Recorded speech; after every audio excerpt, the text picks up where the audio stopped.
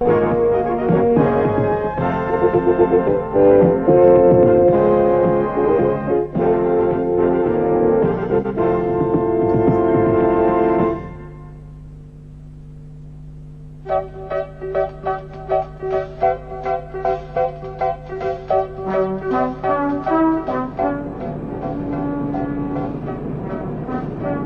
a natural gas stream is first produced, it often consists of a number of different hydrocarbon gases. Depending on what they are, these gases can be classified as light or heavy.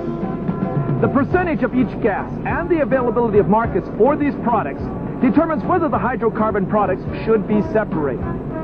Efficient separation of the components can be accomplished by a number of different methods, including the method we'll be looking at in this module: chilling the gas stream to very cold temperatures.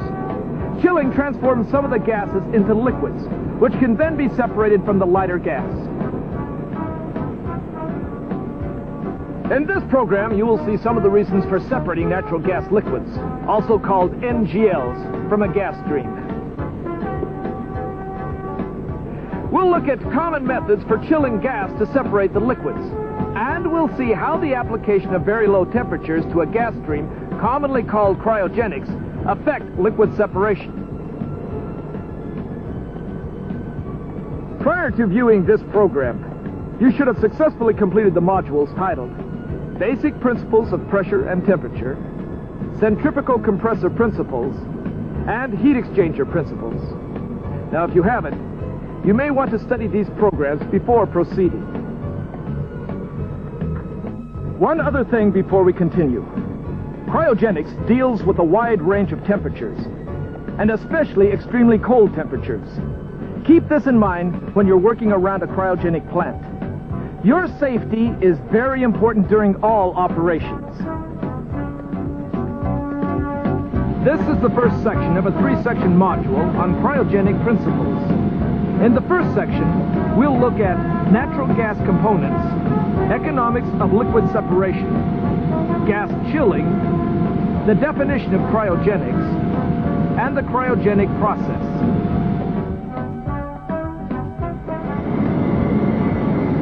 Natural gas streams include different types of hydrocarbon gases. Now, the exact percentage of each hydrocarbon gas in a natural gas stream varies based on production region and on temperature and pressure of the gas stream. Hydrocarbon gases are generally described as either light or heavy. Hydrocarbon molecules are composed of hydrogen and carbon. This weight description, light or heavy, commonly refers to the number of carbon atoms in each gas molecule. Light gases have a small number of carbon atoms, while heavier gases have more. The remainder of the hydrocarbon molecule is hydrogen atoms.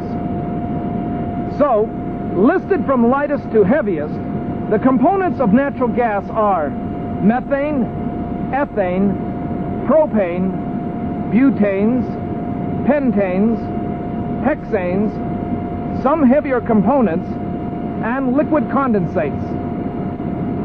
Methane is the lightest hydrocarbon gas, and it often makes up the highest percentage of the natural gas. This gas, mixed with some ethane, is a typical gas which reaches a transmission line for sale. The value of a natural gas stream, in terms of dollars, is determined by two things. First, how much of each type of gas the stream contains, and second, the demand and availability of users for the individual components. Now, in some locations, this means selling the dehydrated gas containing many different components as a single product. For other markets, it means liquefying and separating the heavier gases from the methane, then selling the liquids as separate products. Now, always keep in mind, the more processing you do to a gas stream, the higher the operational costs are going to be. What we're looking for is the least expensive and most efficient way to process the gas stream. Now, several different processes have been used to liquefy and separate heavier gases. The most common processes in the gas industry are lean oil absorption, refrigeration, and cryogenics. The appropriate process for a facility is determined by the makeup of the natural gas stream, available gas pressures, and the market for separate products. Lean oil absorption is one of the oldest separation processes that is still in use. In this process, when the lean oil comes in contact with the natural gas stream, it absorbs the heavier hydrocarbons. The oil, rich with trapped hydrocarbons, is stripped to recover the heavy hydrocarbons and prepare the oil for recycling. The heavier hydrocarbons are recovered by warming the oil mixture. Because of the high energy requirements, lean oil absorption is not very energy efficient, and therefore it's relatively expensive to operate. 90 to 95% of the propane and 98 to 100% of the heavier hydrocarbons can be separated and recovered with this method. Lean oil absorption, however, recovers little or none of the ethane.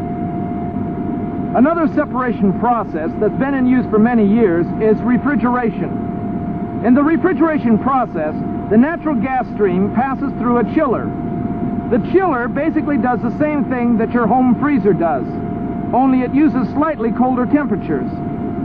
The chiller cools the natural gas to a temperature range of 0 degrees Fahrenheit to minus 20 degrees Fahrenheit, using either propane or freon as a refrigerant. Chilling causes the heavier hydrocarbons to liquefy. Then they can be separated from the gas.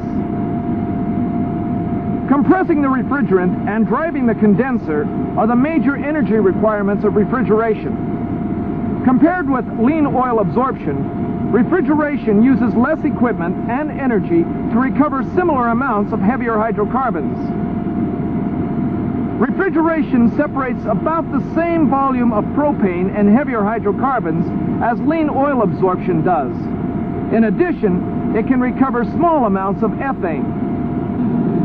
Cryogenics is the newest and most energy efficient of the three processes. In the cryogenics process, the natural gas stream is cooled to extremely low temperatures, in the range of minus 50 to minus 150 degrees Fahrenheit.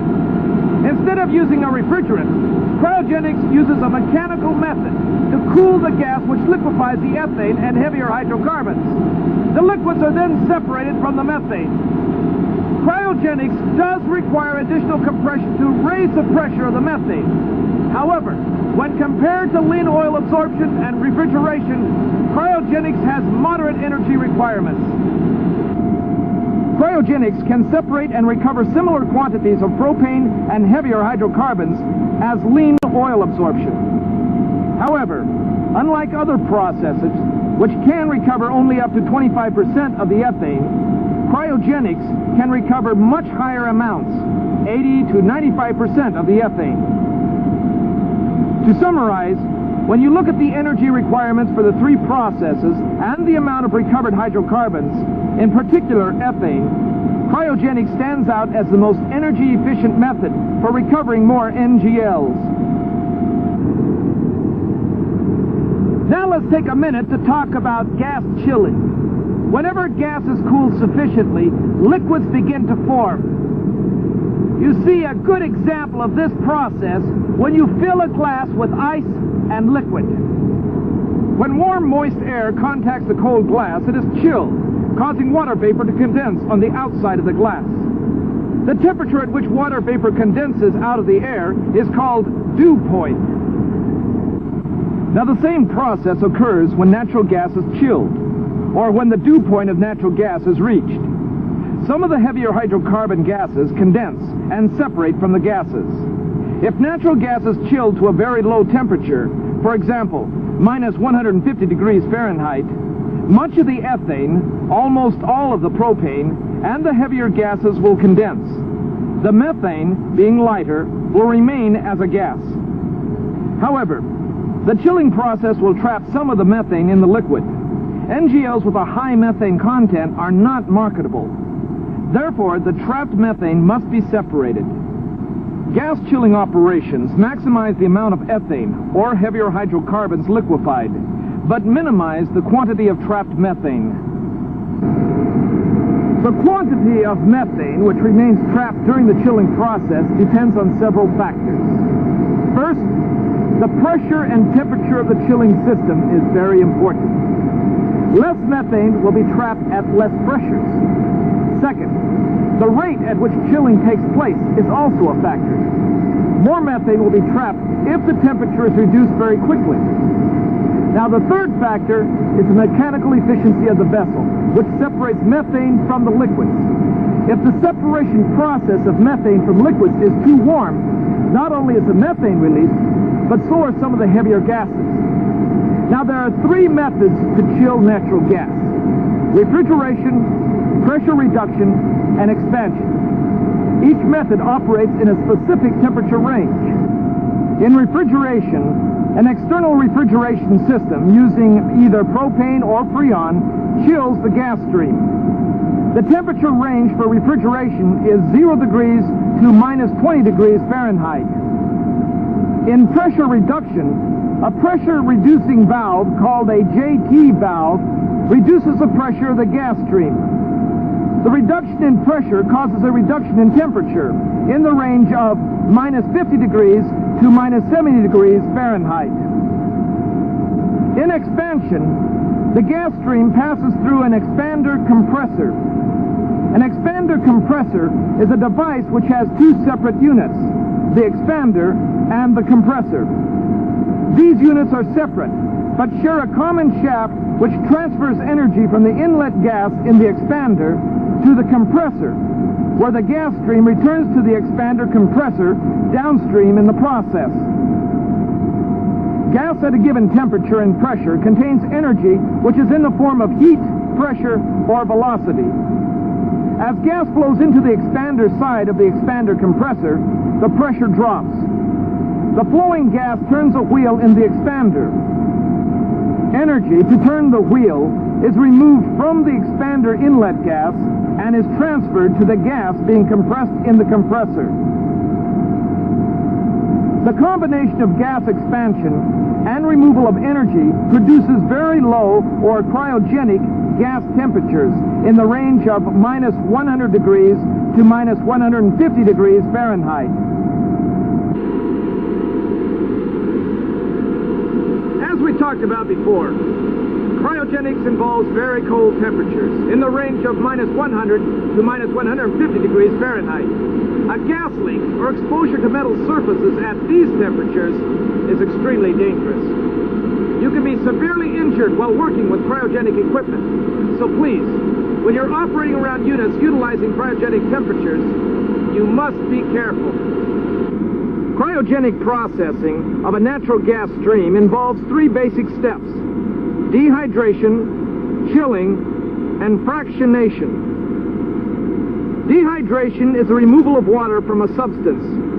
Because of the very cold temperatures in cryogenic processing, almost all the water vapor must be removed from the gas stream. Any water vapor remaining will form hydrates, which can damage equipment and even stop the flow of gas. Dehydration uses the processes of absorption and adsorption. The term absorption means the removal of water vapors from a gas stream by contact with a liquid desiccant. An example of a liquid desiccant would be glycol. Natural gas and glycol come in contact, and the desiccant absorbs the water from the gas. Adsorption is the removal of water vapors from a gas stream by contact with a dry solid desiccant. A dry desiccant is a solid granulated material which has an attraction for water. An example of a dry desiccant would be silica gel. As gas flows through a bed of these granules, the water attracts itself to the surface of the granules. The granules absorb the water. A liquid desiccant can reduce the dew point of gas to as low as minus 30 degrees Fahrenheit. If the gas must be drier, dry desiccant dehydration is used. Dry desiccants